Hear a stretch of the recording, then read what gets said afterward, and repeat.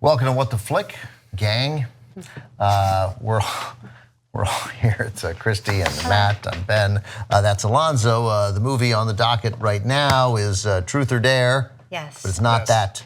No, it's not the Madonna Truth or Dare. Not No, that. this is the new one in theaters, and real quick, I'll mention this clip is brought to you in partnership with Adam Tickets. Enter the code WTF5 when you check out, and you'll get $5 off your first purchase. You get to save money while you support What the Flick and TYT. So, all right, a group of college students go to Mexico. A charismatic stranger talks them into going to the ruins of a church to play a nutty game of Truth or Dare, but wouldn't you know, the game itself is possessed and follows them back to Southern California, where dreadful things happen if you do not play along.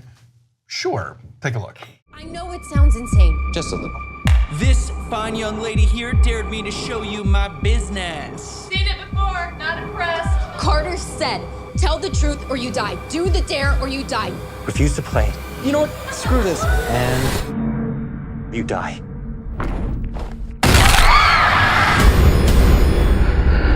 We're not playing the game. It's playing us. So what do we do? Only choose truth. Marky's constantly cheating on Lucas.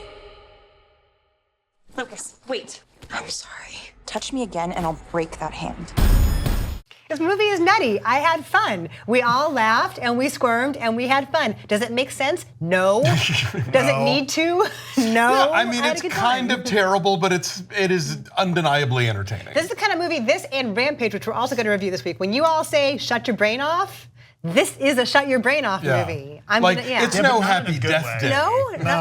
No, Happy Death Day is 1,000 times better than this. But this also is it's Blumhouse's Truth or Dare. We should mention that, like Tyler Perry's Truth or Dare, Lee Daniels' Truth or Dare. Lee Daniels. Is from Blumhouse. I like the fact that one of the when other people are possessed and their face gets all weird. I love that somebody in the film describes this looking like a bad Instagram filter, because that's pretty much the. No, it's a Snapchat. Snapchat. Sorry, bad Snapchat filter. That's how old we because are. it is so ridiculous that they do it, and yeah, this movie makes not a lick of sense and is, relies upon the characters just being brain-bendingly stupid.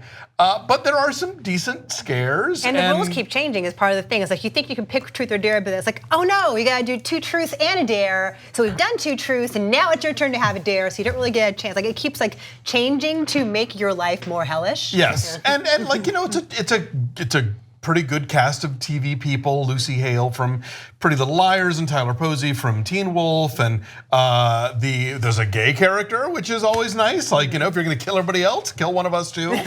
We want inclusion. And he's a gay person of color. He is, yeah, played by the guy from The Edge of 17. There you go. So you did not have as much fun as we did. You thought it was stupid and ridiculous. It's but not in a fun way. Like it breaks its own rules too many times. Like it sets these rules out and then it keeps changing them kind of on the fly, it seems like. And it just doesn't really add up. I think that this could have been something fun along the lines of Happy Death Day and be a little bit more knowing, but it's just, I thought it was lame, and it just gets so much, I think, needlessly a little bit into the drama between the characters, and it does in a way that it's like, oh, what would be the worst thing that could happen here? Let's write that in, and it is a PG-13 horror movie. But the demon is like weirdly omniscient because it knows like all their deepest secrets and knows how to use them to turn them all against each other. Like, how does it know that? Yeah, is it reading their diary? I don't know. It's really strange, It right? just feels like this movie thinks it's smarter than it is. Now, that being said, like That just makes it an American. Well, I did kind of dig the ending.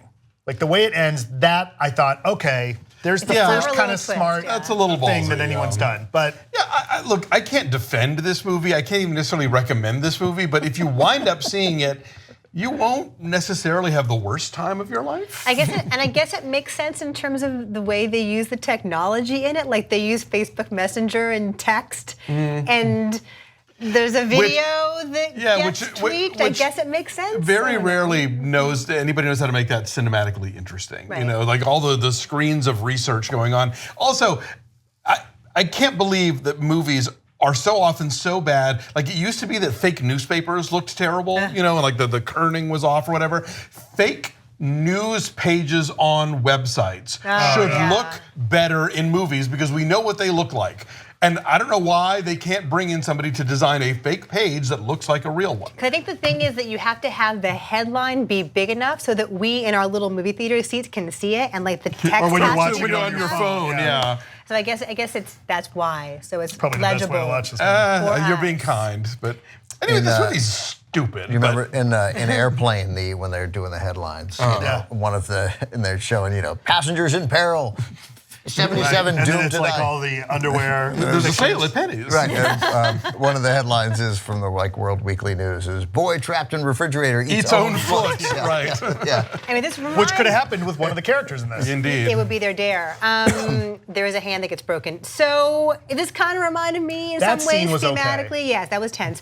Of not that it's anyway as good as It Follows, because It Follows is amazing. But it reminded me of that in that there's like a you got to pass it on to survive this thing kind of element to it. And also reminded me of Nerve, where Nerve is like a series of challenges on your phone, and you got to go through with it, or something awful will happen. Like, how do they know how to get your phone number? It's confusing. I'll tell you, to use a phrase that's being bandied about the web this week, this is not elevated horror. No. This is lowered horror. No, but This is silly. this movie gets set up at the end in such a way that I'd actually be fascinated to see a sequel set after this movie, like a year or so after this movie. Right? That would be Where are we interesting. now? All right. Well, maybe you'll get Truth or Dare 2. Right. Truth or Dare. Truth or Dare. It's coming. Starring All right. The Rock as the Tooth Fairy. Oh my God. So I am saying 4. 3. You? Did I say 5? You said 5. 5, yeah. All right. It's, Our number's a 4. It's a 21% on the tomato meter. I guess it's that bad. Bye.